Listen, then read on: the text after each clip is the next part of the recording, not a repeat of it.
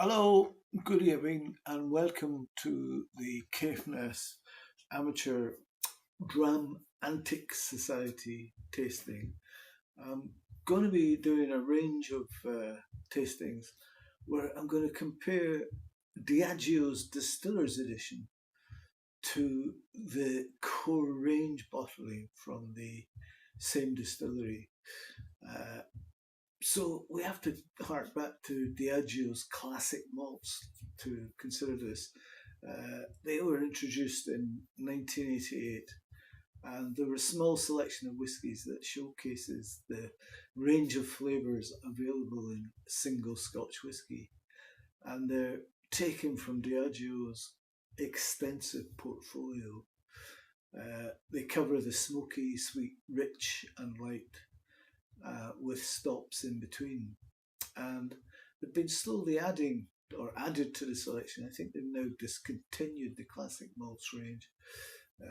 And it covered the following distilleries: Glenkinchie, Cragganmore, Dalwhinnie, Oban, Talisker, Lagavulin, Coolilla, Royal Lochnagar, Glenelgin, and Dufftown. And they have distillers editions from Glenkinchie, Lowland, Cragganmore, Speyside, Dalwhinnie, and Oban Highland, Talisker Island, Lagavulin, and Coolilla Isla. And with those, they finish the classic malt or the standard whisky in a different cask for a period. And so I'm going to do this series of tastings comparing the classic malt to the Distillers Edition. And tonight I'm going to do it with Glenkinchie. So Glenkinchie, known as the Edinburgh malt, due to its close proximity to Edinburgh. Two brothers, John and George Rate, in 1837 founded Glenkinchie, although Diageo claim there's a link between Glenkinchie and a previous distillery called Milton that was located on the same site. In 1840, James Gray of Lechmine and Gray took over, only for John Rate to assume control again in 1852. He closed the distillery 1 year after that due to a lack of profits, and the site was sold to a local farmer named Christie, who turned it into a sawmill. Following that sale, Glenkinchie remained inactive for a few decades, until in 1880, when the site was bought by a consortium of distillers and wine merchants, who named themselves the Glenkinchie Distillery Company. The distillery was reconstructed and production resumed successfully. In 1914, Glenkinchie formed the Scottish Malt Distillers Group with four other lowland distilleries. And a little more than a decade later, in 1925, SMD was bought by Distillers Company Limited. Remarkably, Glenkinchie managed to continue to operate through both world wars, and as the 20th century ended, Glenkinchie continued to undergo a series of developments. The floor boltings were closed in 1969 and converted into a museum, and two new bottlings, a 12-year-old and 20-year-old cask strength, were released in 2007. It has a production capacity of 1.7 million litres a year. Burns in the neighbouring Lammermuir Hills provide the water that is used in the distillation process. And a unique aspect of Glenkinchie is that the distillery has a cast iron worm tub that is still used to condense the freshly distilled spirit. In contrast to regular worm tubs, which have a round shape, the one at Glenkinchie is 2 stories high with a rectangular spiral shape. The Glenkinchie has always operated with only one wash still and one spirit still, each with an enormous capacity. The wash still holds 21,000 litres and the spirit still holds 17,200 litres. And the wash still is the largest in Scotland. Both the wash and spirit stills have constricting pieces in their neck just above the lid of the pot. And this constricting piece separates the vapours from the heavily boiling and moving surface of the liquid, which helps to calm the vapour column in the neck of the still. And the stills have a unique shape, as the intermediate section is almost concave and then opens into a short but gradually narrowing neck. So the area of Scotland in which Glenkinchie is located, the Lothians, is famed for its high quality of barley, and Glenkinchie used its own floor maltings until 1969, since when the malt has been sourced from an industrial maltings. The building that used to house the floor maltings has been converted into a museum of Glenkinchie's history and malt whisky production. The maltings used are very gently peated, although Glenkinchie does not have too smoky a taste. Glenkinchie has 3 dunnage warehouses on site, which host over 10,000 casks, and they use a variety of different casks to mature its spirit. The 14-year-old Distillers Edition is aged in Amontillado sherry cask, while many of the other single malts are aged in bourbon casks. And so the core expression is the official of the official range is the 12-year-old, although official bottlings also include 17, 20, 21-year-olds, as well as a series of Distillers Edition and a series of special releases. There's been very few independent bottlings, and these have long since disappeared from the shelves. Glenkinchie's new make spirit has a struck match aroma and light cabbage water aroma. It's fragrant behind that with agricultural aromas. Big sulphur in the mouth, then dry grass and cooked vegetable. And the finish is sulphury. So we've got the 12-year-old and the Distillers Edition here. So 12-year-old matured in ex-bourbon casks. Both of these have been chill filtered and coloured. So lowland whisky from near Edinburgh, quite a pale colour, so not too much colour added. 43%. And it's quite a thin tide line and some sticky tears there. And it's quite a light aromatic nose with hints of barley malt, almonds, hazelnuts and manuka honey, beeswax. And there's almonds and honey on the nose, definitely. It's a very promising nose. It's green apple juice. Quite crispy, and then it gets mellow. Hints of cinnamon and nutty notes. And it gets quite floral with time. Floral is one of the things I associate with Glenkinchie. We'll try them out.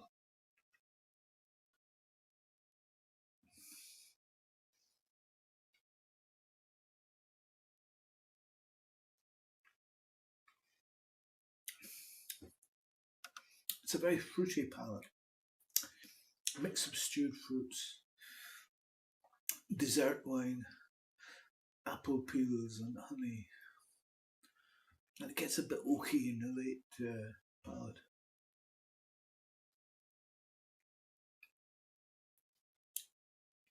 Slightly sharp to begin with. It's not too rich. It's like sherries and even dessert wines. It feels a bit sweeter on the second sip. Green fruit, apples and pears.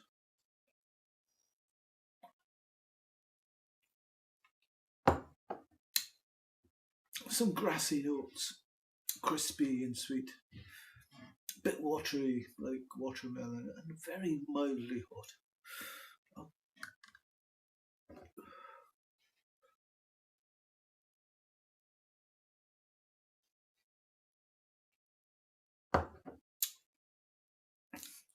And it's a medium length finish with barley and freshly mown grass, green, fresh cut grass notes, quite dry, drier than I expected, sharp yet quite fast, mildly spicy with oak tannins, fresh, earthy, and fruity. I'm going to add 5 drops of water to this.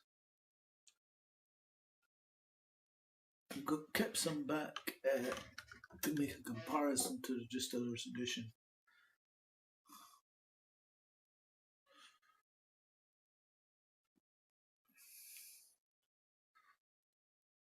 And water does open up a lot more aroma in this.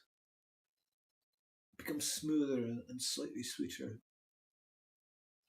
And it adds lemon and meringue to the mix. And the nuttiness gets slightly salty.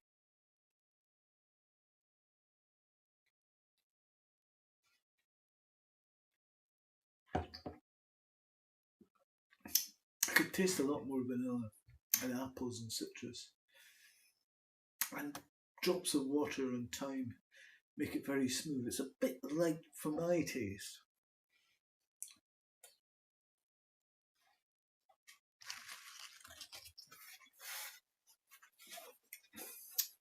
And finish with water makes the tannic oak more dominant and slightly bitter notes appear. Like most Lowland whiskies I've tried, it feels light and has grassy undertones on the palate and on the finish. It's enjoyable as an aperitif. It's quite light and easy to drink. It's a round and enjoyable dram.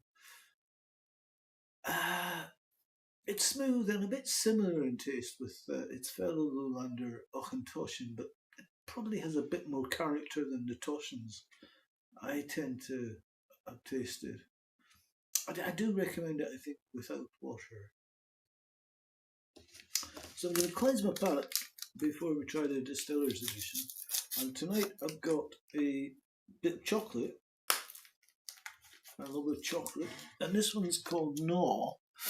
And it's honeycomb and caramel.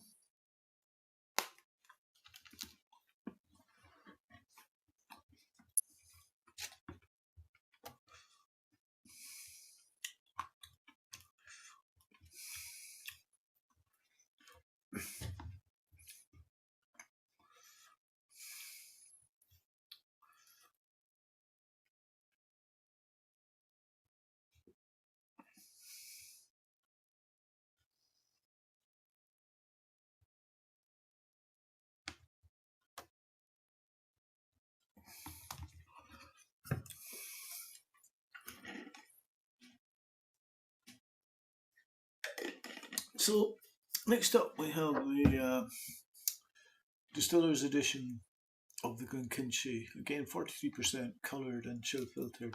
This one was finished, it's the same as the 12-year-old, but it's been finished in an Amontillado cask. I don't know how long for.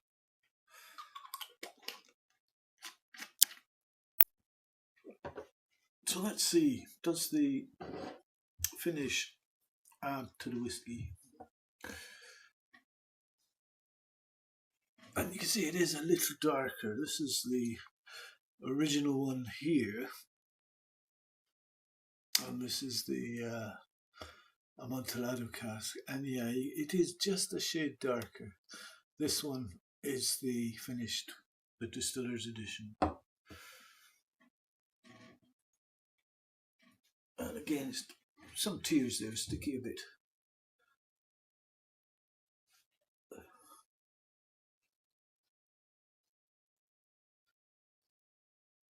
And yeah, the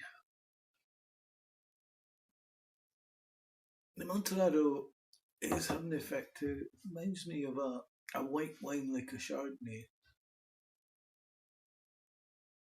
and the sweetness and buttery notes are very forthcoming, with just a ghost of tart grape. It's fairly shy.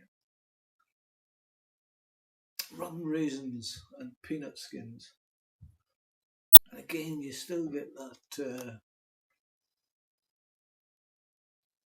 sweet floral influence. There's just a slight farmy touch as well, giving it some depth. And you get some subtle stone fruits.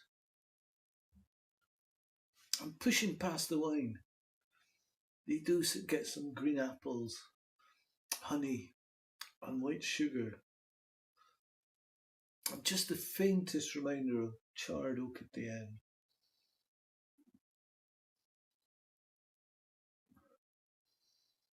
Yeah, you can definitely see an influence of the Amontillado on the nose there.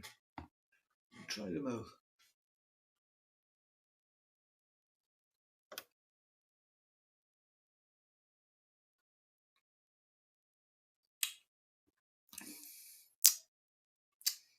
And you get more oak char with this one, combined with green grapes. Chardonnay and green grapes wrapped in some pepper that's tangy and tart. Let's try the other one.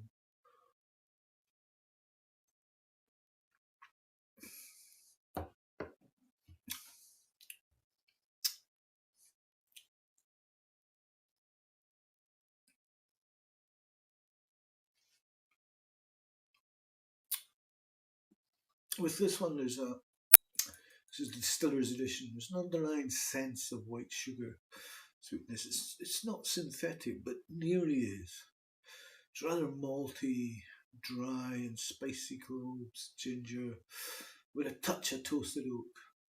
There's a whiff of tobacco too, and roasted peanuts.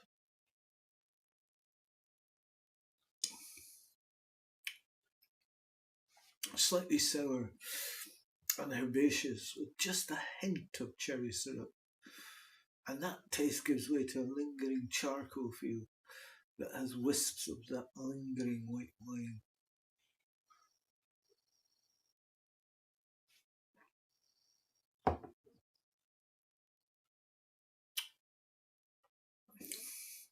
And you do get lingering spices on finish, which is medium in length.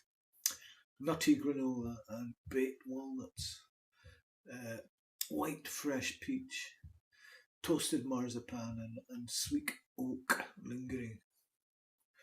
I'll try 5 drops of water in this one.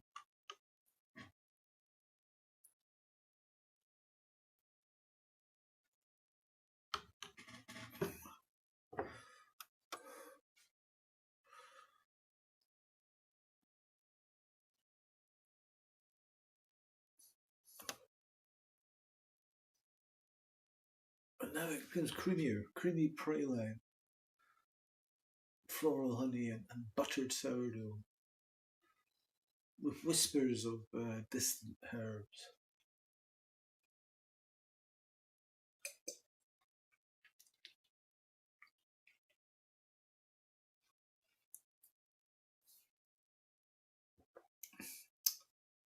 And on the mouth, candied pecans, roasted almonds and grassy barley are followed by zesty notes of orange-infused brandy butter.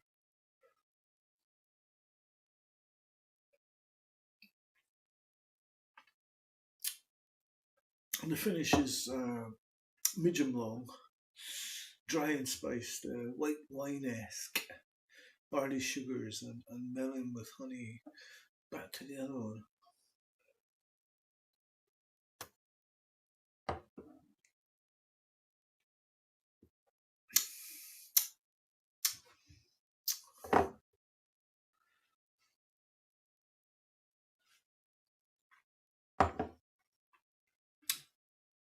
I think the Distillers Edition, taking it alone, has a lot of wonderful elements, and I enjoy most of them. But it doesn't really appear to commit to any one profile or direction. And that means that you get a lot of flavours vying for your attention, but not really balanced and working together. I wish the whisky had a stronger foundation to accompany the finishing cask.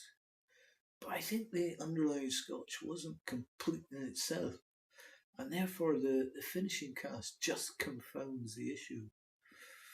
I think the 12-year-old naked expression, not the Distillers Edition, works as an aperitif pre-prandial dram. I'm not sure that the Amontillado finish is adding anything. So I would say on this occasion, the Glenkinchie 12-year-old core range would be the way to go. Thank you for listening.